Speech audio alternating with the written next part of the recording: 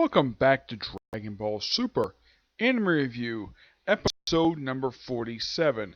This one reviewing the 121st episode of the anime, All Out War, the ultimate four-way combination versus the 7th universe full-scale attack. Yep, pretty much the last four people from Universe 3, well, three of them basically were four robots. They merged one big robot, and then Dr. Pepperoni, that's really the guy's name, decided to merge with robot to form this gigantic creature that looks like the size of the Empire State Building. That's how big this thing is. And wow. Like, Goku, Gohan, 18, 17, they all have trouble basically taking out this damn thing.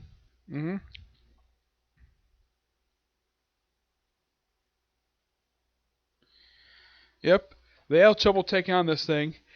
And at one point, well, they try to do a like old special attack where like all of them attack all at once, and he's able this giant creature able to deflect it. And 17 theorizes it's ultrasound. Yeah, basically something like bats or dolphin juice. Okay. He suspects these things that are hanging from his head that are an actual thing. And then basically, then he starts doing something really weird. He starts punching through other dimensions, basically hit Goku and everybody else behind him with the exception of Frieza.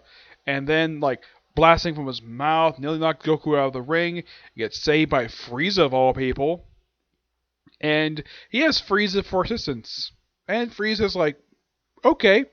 Well, basically, he's able to agree to it to affect the creature comes after him too, because he's from Universe 7. So they team up, and then basically, well, 17 is about to be eliminated by the creature, and then all of a sudden 18 swaps places with them. She gets eliminated. And well, also prior to this creature tried to eat her. Yes, tried to eat her. Yeah, that was nearly traumatic for her being eaten by a giant creature. Look how Goku saved her, because even he knows not to let his best friend of his wife die. His best friend's wife die the way like that. Yeah, if he allowed that, Krillin would not be able to look at him, and he'd probably be angry at him. So he saved her. And plus also, their adorable little girl Mirin basically calls him Uncle Goku, because he's an old friend of the family. Goku is kind of in the way Marin's godfather. And of course, probably Chi-Chi is probably the godmother. Yep. So, yeah, then of course 18 does get eliminated. Well, gets in the sidelines, and then the combined the four remaining guys, which is basically Gohan, Goku, Vegeta, and frickin' Frieza, who all decide to use all their powers. Now, Goku starts the episode in Super Saiyan Red, and then he switches to Blue along with Vegeta. Gohan goes to Ultimate Gohan, and of course, Frieza does his Golden Frieza move. And they have fire attack all at once, basically one big blast. Just literally this big creature. And then 17's like, hold on off, guys. And he has this green force field. He basically kind of forces his way through the giant ball that this creature uses. While also this creature has ability to fly. He's able to go right through it and then knock out the big thing in the middle of his forehead, which is probably an obvious target. And apparently that's where his energy is. And then, of course, the other three guys use the ball to destroy this thing, kind of obliterate it, but not fully destroy, basically defusing the four, and that erases Universe 4, well, Universe 3. And also, the Destroyer pops his head up briefly out of his gigantic robot that apparently he liked being in for some reason. And wow, I can see why he wasn't a robot. The guy was basically the size of a child. Yeah, he's only about this tall. Yeah, he's barely enough tall on my desk. And that's how tall this guy is. He's like, and his angel's like, really? At that point until he finally decided to show his face. Yep. And of course, everybody's congratulating each other, basically eliminating them. And then they turn, and there's Jiren, Top, and Despo, the last three opponents that he had to fight.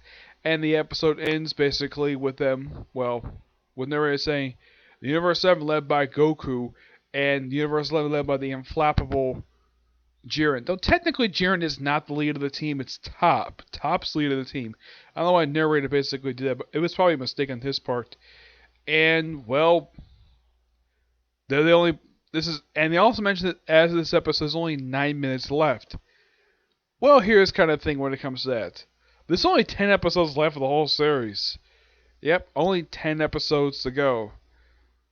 And I'm definitely looking forward to when it comes out for the next week, which basically is going to start the last remaining episodes where they fight Universe 11. They fight them one at a time. First it's Despero, then it's Top, and well, Top they fight for a pretty good period of time, and then finally it's Jiren. Jiren's the last one eliminated from that team. I'm sure Patrick Stoltz finally get a chance to basically say a couple of lines after like his character has not said a word for like 5 episodes. Yeah, that's the thing about Jiren. He doesn't really talk very much. I'm sure Stoltz basically is like, wow, why is my character not speaking very much? Because, well, Stoltz, whenever he voices a character, he has a blast doing it. This one, he's like, okay, we finally get a couple lines, and like, yeah. Though I think starting next week, we'll probably get hear Jiren more talking than he had since he first showed up at the start of this arc. Well, when the tournament first started, anyways. Yep. So yeah, that's it for this particular review. I have roughly 2 more videos coming today. One to review the newest episode of Boruto, the other, of course, being a review of the Blue Exorcist film. Yep. And that pre-tail will be it today.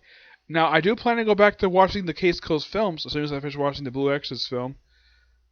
Yeah, which it might take me a day or maybe 2 or 3 days just to do 6 films.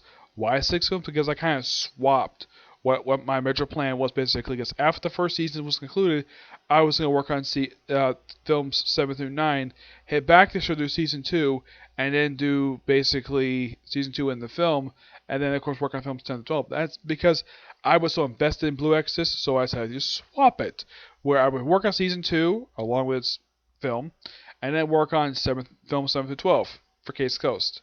Okay. As for when I'll be able to do the first review, the review of the 7 film, it might be either today or tomorrow when that'll happen. Okay. But do the next few. Bye.